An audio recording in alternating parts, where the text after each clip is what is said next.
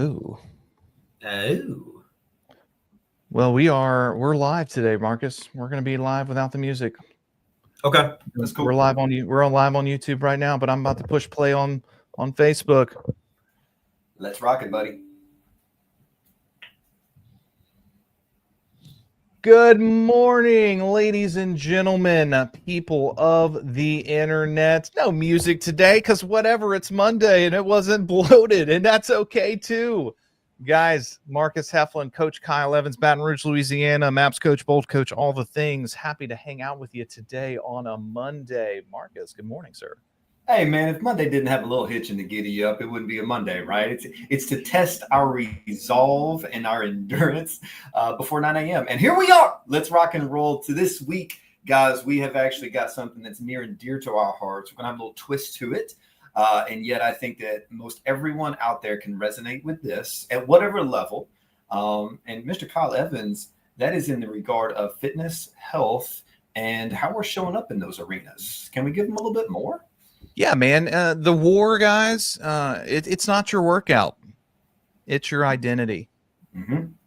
So that's one of the things we're going to talk about before we can change our health. Welcome to Health Week, but like Marcus said, with little different take, we can change our health. We need to confront the identities that are controlling our health, and this is something I struggled with a lot and still do. And I wish I had all the answers for you, but we don't, because me and Marcus are fellow travelers on this journey with you, baby, arm in arm, and that's okay.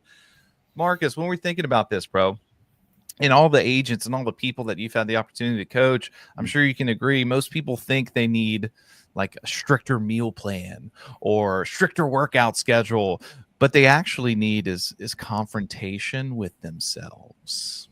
They do. It takes me back to every book that we read by GK, every training that we go to in this wonderful organization, and it's always be, do, achieve.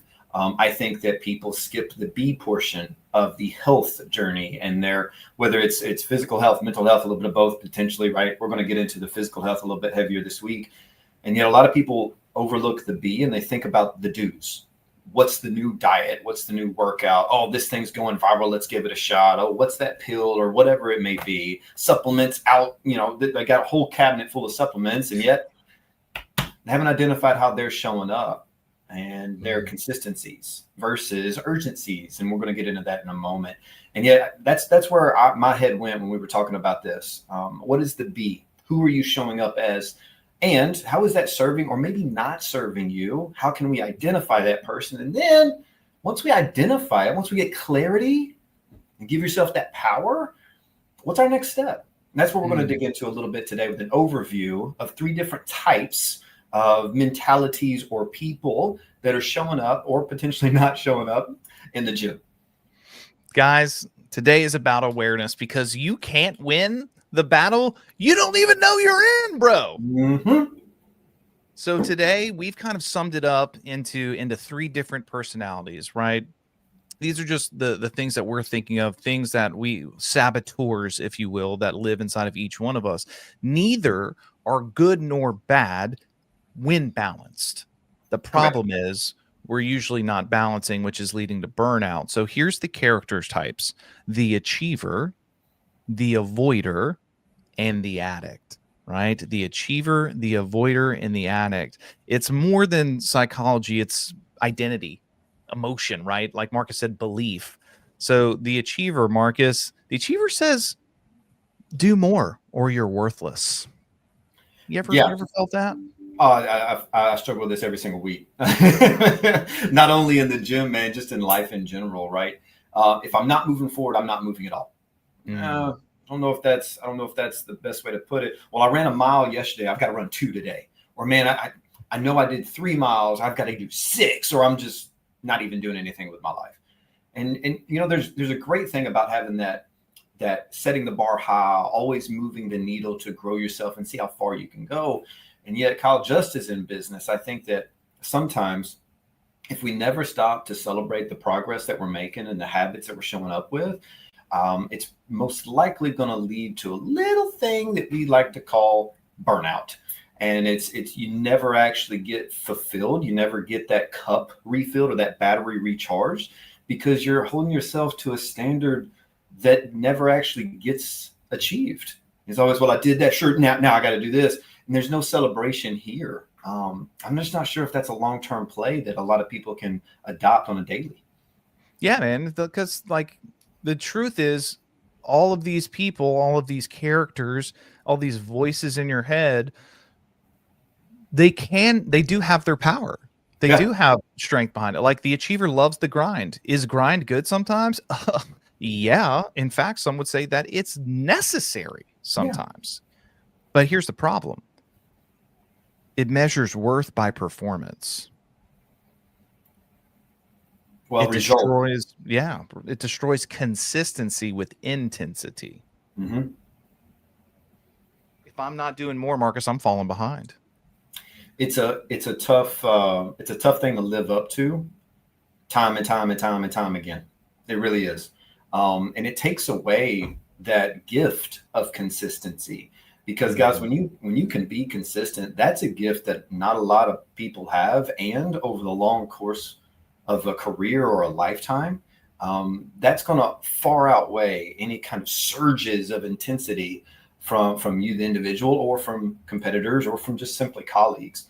How do you show up every single day? I spent this last week solely focused on family, and it was so much fun, dude. And then I started to realize, I was like, my girls don't really need me to show up with tickets to Disney World and free ice cream and give you everything that you want, right? They don't need that for me to be a great dad. They just need me to consistently show up. Sometimes there's beauty in the boredom. And part of that is realizing that rule shows up in other arenas of our life, fitness being exceptionally one of those. Sure. Right. Like, guys, when we talk about achieving, like, gotta grind. And can we enjoy the person that you're becoming? Can we enjoy the journey? So let's think about that. So that's the achiever. Some people struggle with that. Here's one that I think a lot of other people struggle with: the avoider, right? Mm-hmm. The avoider overthinks and underacts. They stay in the planning stage forever, procrastinate behind perfection. Buddy, ooh, this is a tough one. Just hey, I got to get my pieces right. We got to plan. Everything's got to be perfect. No, you're procrastinating. Done beats perfect every time. It's the one day or day one people, right? And I say people, that is not a negative comment. It's that mindset. It's well, on Monday, how many diets have you started on Monday? How many routines have you started on Monday? My question, my follow-up to that is, how many have you finished on Friday? Measure yourself that way. Don't think about, well, I'm going to start Monday. I'm going to eat this bad meal one more time because diet starts Monday. And then by Wednesday, you're talking about the next Monday again, right? So measure yourself on those Friday finishers, or the 80% of a month that was clean eating, or whatever that metric is. Cross the finish line before we create a starting line. That's my only invitation there. I just need to marinate in that sentence real quick. Cross the finish line before you make a new starting line. Let's go, dude. Like, nice. Well, think of this, buddy. We're talking about this in the fitness world, and yet we also know that how we show up in one arena of our life is how we show up in other arenas. So if we are recreating a starting line over and over again in our health journey, where are we doing that elsewhere? Are we doing that in our career? Are we doing that in our relationships? Maybe our mental growth and focus? Where else is that showing up? Because it starts to create a habit, and our brain says, well, if that's a habit that's serving us over here, it's most likely going to serve us over here too. So by simply committing and going full term on a workout routine or a diet or something, you're rewarding yourself the fulfillment of a job done. I didn't say a job perfected. I said a job done, because resonating with what Kyle just said, finished, getting a job done is better than doing it perfectly, right? So where else, if we start finishing the job and doing the job, where else will that start to take off in our lives? I had an agent. I'm so sorry, buddy. I had an agent that said, they called me and they were just frazzled in their business. So they say, and I said, what do you keep asking yourself? And they I can't get going because I asked myself, am I doing this the right way? Am I doing this the right way? And I said, you got a couple of words that we're going to eliminate. Am I doing this is your new question. It's not, am I doing this the right way? Am I doing this? Go or don't go. I don't care. Just do it.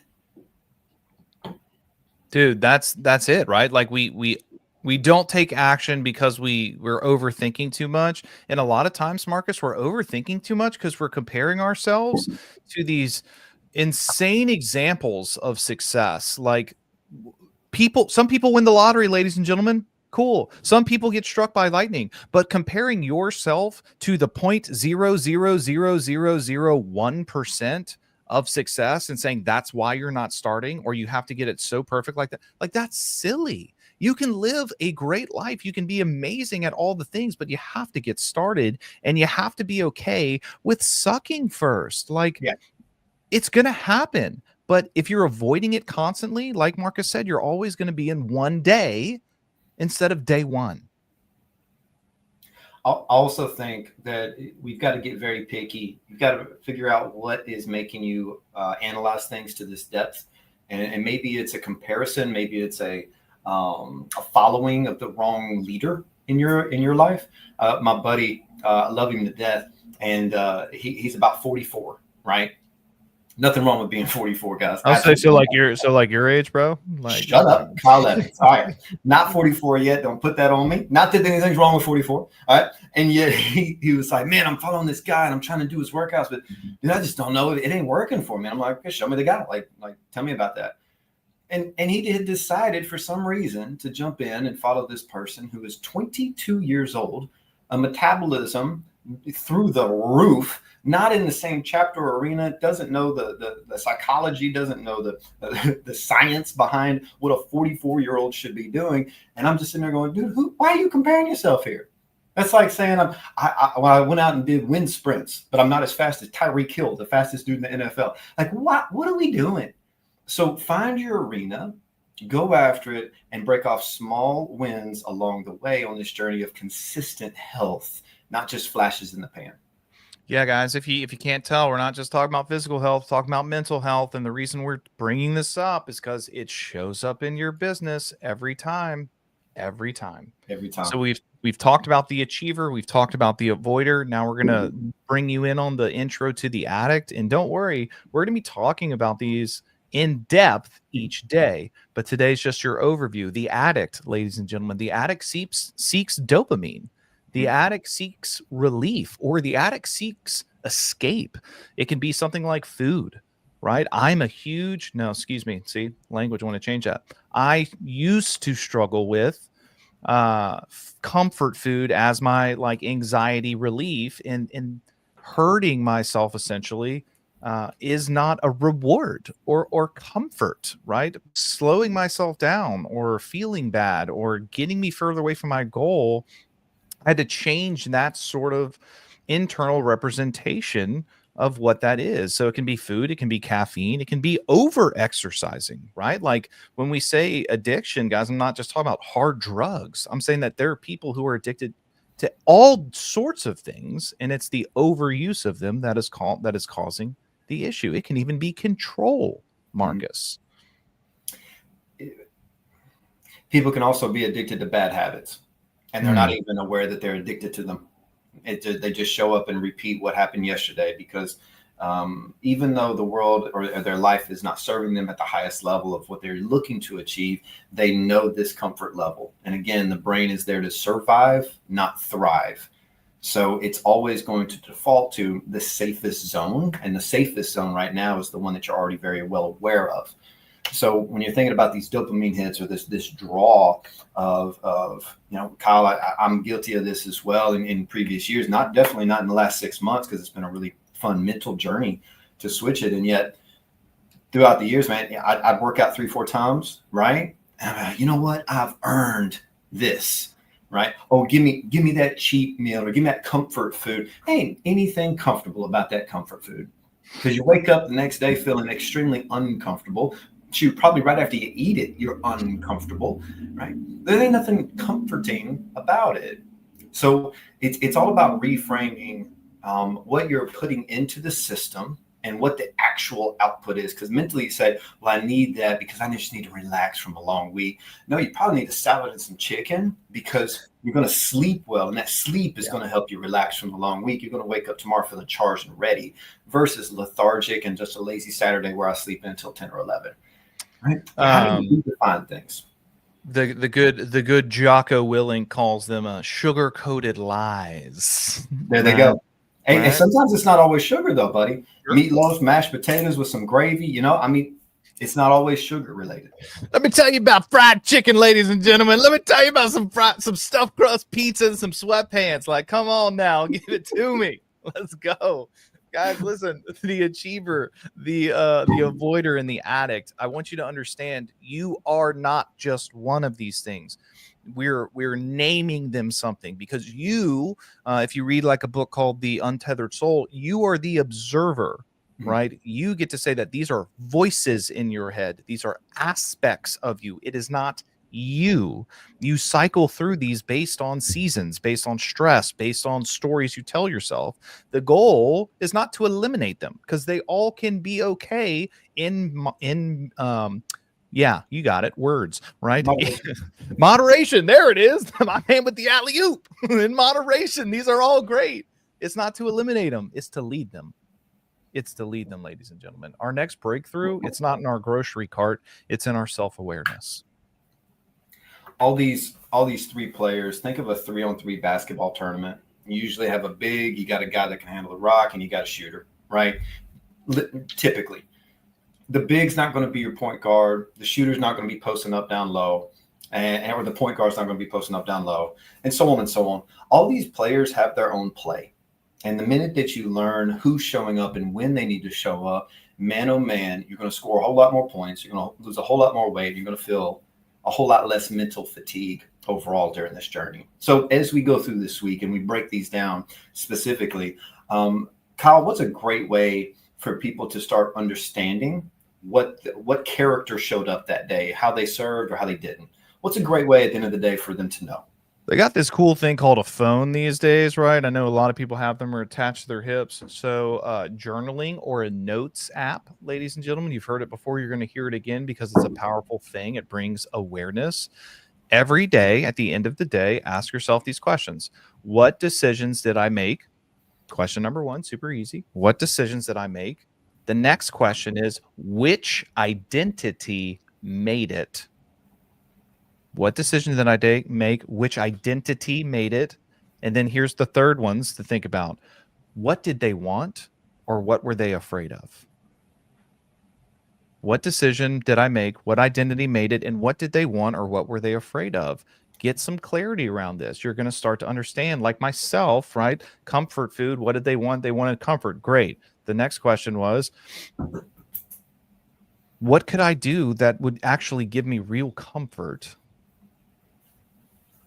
instead of just hiding behind that? Because that's the truth. So in the South, we say it like this: name it, claim it, and tame it, guys. Or name it, claim it, and reframe it is what we're going to say here. Name it. Hey, that was my achiever pushing for those extra sets. That was my achiever pushing for those extra sets. Claim it. It served a purpose, but it also hurt me. Reframe it. Next time I choose balance over burnout. So we're going to name it. We're going to claim what happened, and then we're going to reframe it. This time I choose X. This time I choose Y. It's that simple, and yet it's that hard. I know there's some people out there going, great, another journaling day, right? You're welcome. Another thing to journal. I get it. I get it. And if I'm being really, really honest, my mindset has been around journaling specifically, like, my gosh, how mundane. This high D personality likes to overachieve quite a bit. The thought of sitting down and journaling at the end of the day, whoo! And then I got this wonderful gift given to me this last week. Hadley Gray was with us all week, bro, all week. And at the end of every single day, I don't know if anybody else out there has a 7-year-old going on 8 this month. And yet at the end of the day, sometimes if they've played hard, eaten well, they get a little wired up before bedtime. Well, what we thought about Zoomies. Yeah, the Zoomies, exactly. What we did was we journaled, but we journaled as a family. I wrote 3 questions down. I pulled the one from the bold journal as well. What did I do well? What did I learn? And then we did our own variations of them. And while she was sitting there journaling, she looked up and she goes, Dad, what are you going to do? I'm like, call me out, future bowl coach. Yes, ma'am. I'm going to journal with you. So we started journaling. And guys, how we show up, even with those small things around journaling, the people following us in our world, whether you have kids or not, the people that are following you, they will follow your lead. And sometimes you think that some of the most mundane tasks aren't true leadership qualities. And I'm here to tell you, it reframed the entire week for us as a family. It reframed the entire week for me. And I feel so much more invigorated to show up today with consistency, with an approach, and yet full clarity on, man, at the end of the day, I'm going to write down everything that I did well, that maybe I could improve upon, that I'm going to step into tomorrow. But having that review, that game film, really helps you know that it's always progress over perfection. And at the end of the day, I can hang my hat on, okay, I did some things today. Let me show up tomorrow and do some things. Give yourself the ability to actually review that and the gift of that. And it'll help you peace of mind. Might even help you sleep a little bit. We all need more of that, guys. Let me tell you. Listen, ladies and gentlemen, boys and girls, people of the internet, you can't lead the parts of you you pretend don't exist. So today, meet them, hear them, understand them, and take the first set, the first rep, the first day, the first moment in training and leading them.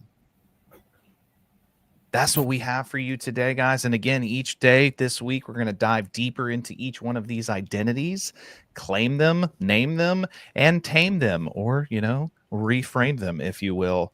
That's what I got for you, Marcus. That's what we got for the world today. Yes, sir. Balance over burnout, baby. Let's go have a great week.